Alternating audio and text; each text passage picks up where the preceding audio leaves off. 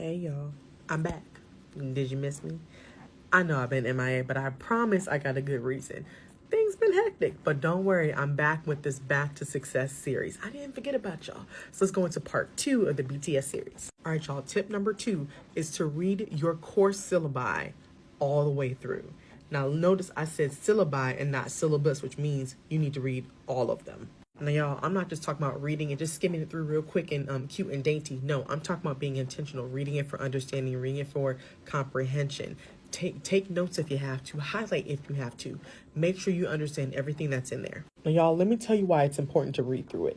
Y'all, the syllabus is essentially a contract between you and your instructor, and it's essentially going to be your one-stop shop. It should be your one-stop shop for all things regarding policy, and grading, and all those things regarding your specific class. Now, y'all, it's important for you to familiarize yourself with all those policies and rules. Let me give you an example. I follow a TikToker, and this person does insurance adjusting and those sorts of things. And without fail, I'm gonna do a video on this one day. Without fail, this person will have record videos of themselves and conversations they have with people that they're, clients, whatever that might be. And there will be people who will call trying to get coverage for some sort of incident, accident, or something they have with their car. And y'all, I want to say about 60% of the time in those conversations, those people are not covered. And they're like, what? And the person is always saying, well, your policy does not include collision. It doesn't, whatever it might be. You have the basic coverage. You got uninsured motorists, whatever that means, whatever types of policies that means. And people will sit there and get upset. Why do I pay for insurance? Why do I do this? And then the thing that always gets me is the person says, well, this is what you elected in your policy. In that same vein, you as a student, when you stay in the class beyond the schedule adjustment period, the time frame to drop the course, you elect to basically agree to all the policies that are listed in that syllabus. So you are responsible or on the hook for that. So let's say, for example, the person in the car, they don't get collision insurance. And if they crash into somebody's car, somebody crashes into them, you might be able to get the other person's car fixed depending on what insurance you have, the policies that you have. But if you ain't got collision, baby, you paying out of pocket. Okay. What that mean for you? For y'all who are watching this in this current day I'm recording this, it's too late for you to drop a course if your semester has already started and you're not on the quarter system, which means you are bound by those policies that are in your syllabus. So make sure that you know them. And if you are unsure, go ask clarifying questions to your instructor.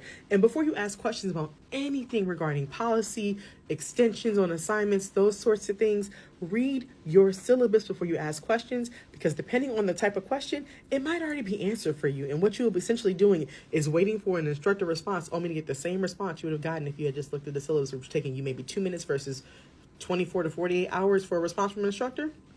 The math ain't math, and make it make sense to me. Now, another important thing that you can get from your actual syllabi would be course scheduling, specifically information about upcoming exams. Now, you need to make sure that you compare that data. Now, I know in the last video, in the last part 1, I talked about the importance of having a planner, and make sure you have a planner, okay? In fact, go do that before watching the rest of this video. But in all seriousness, go look at your syllabi, pull those actual dates and put those dates in your calendar, and then look at your planner, and then look at that information in relative to the other obligations you have in life. So if you have a job, if you're a full-time student and also full-time or part-time student, you need to be able to compare what dates do you have exams, larger assignments, those sorts of things.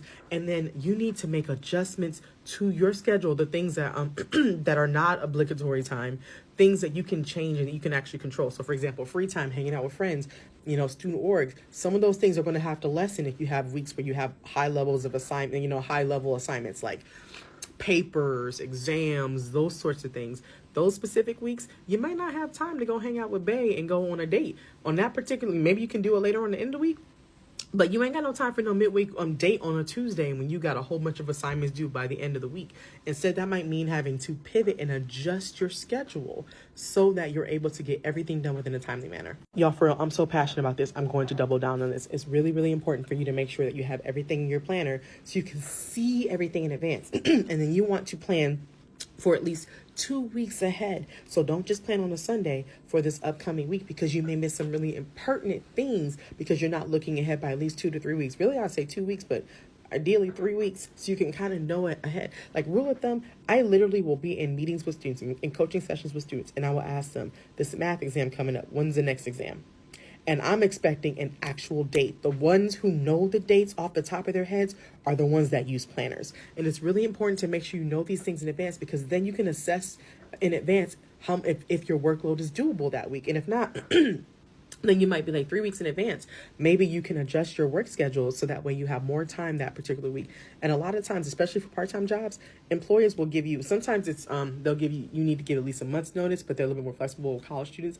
But a lot of times you need at least 2 weeks notice. And guess who will, if you look at your calendar in advance, at least 3 weeks in advance, guess who will have enough notice in advance, enough time to give notice to their instructor or their employer to be able to adjust their work schedule?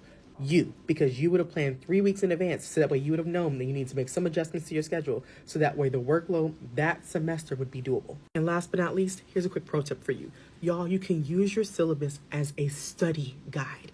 There are some instructors who don't give out study guides, and quite frankly, y'all in college now, those study guides don't necessarily, you may have gotten them in high school. You're not going to get them as regularly in your college classes. You might get instructors who give you practice exams. Some might just say like, look, everything that we covered is fair game, right? And so if you're unsure about what you need to be studying, look at the syllabus and then use that in comparison to what the instructor covered. See what they may have emphasized. Take a look at the textbook, because you should be reading the textbook. Let's just call it what it is. And see what sections the textbook emphasized. Then do practice problems, go over prompts, think through, make connections with the data, so that way you are prepared for whatever could be thrown at you. But you can actually use the syllabus to your advantage to study effectively for your exams. If you want some more tips about that, let me know. But I hope this helps. I hope to see y'all in part 3. Bye.